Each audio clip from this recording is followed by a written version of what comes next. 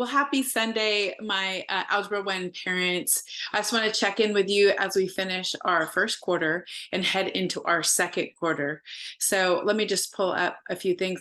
Before I do that, so at church, we've been doing the book of Nehemiah, and I really love this event that happens.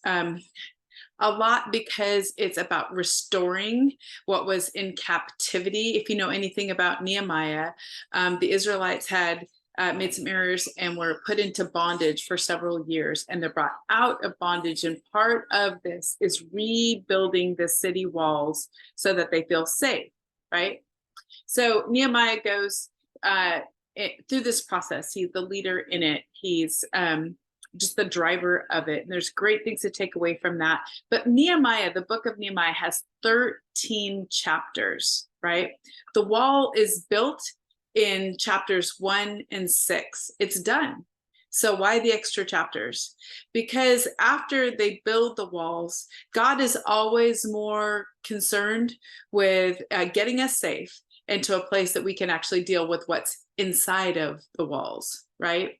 So I just couldn't help but think of my students during this and myself and all the things I need to grow in. But it seems like with COVID or whatever reasons we had math before this year, our walls were very broken, very difficult, just from even writing anything on paper, a proper heading, knowing how to graph. A lot of things were broken coming into the school year. Chapter 1 and chapter 2, we have rebuilt the walls. We have the expectations done. We know that everything's done on paper, that everything will be turned in at the end of the chapter before a test, that a binder check is done so I can check their notes and their work. And it gives them the ability to fix anything that maybe didn't get in the grade book right, but we double check those things. The walls are built. The expectations are set, but we still have 8 more chapters to get to, right?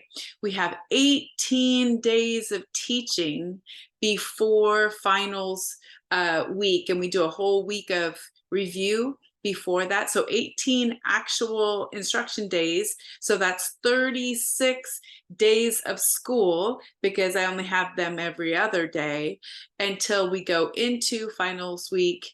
And we do a week of review, and then we take finals for the first time, right? So now that we've dealt with the outside of the wall, knowing how to actually do the math, how to show what we know, I want to show you a few tips that I think are really important. The first time in the history of me teaching math, I have struggled with having students not complete a study guide. And I never seen anything like it, to be honest with you. But again, it's just one of those things we have to learn how to do. So I just want to show you how important it was. Here is our study guide for chapter 2, right? I don't like surprises.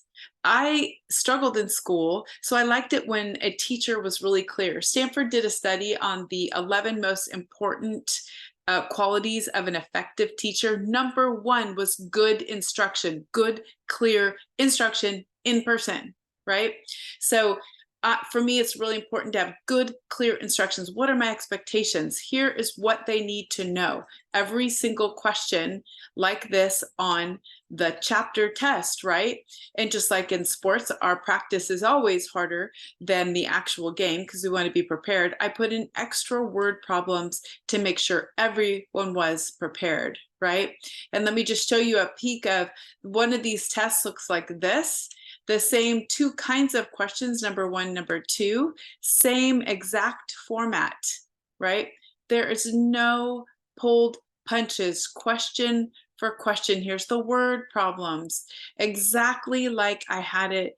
There's always 20 questions on a study guide for a test, and there's always 20 questions on the test because it's always out of 100.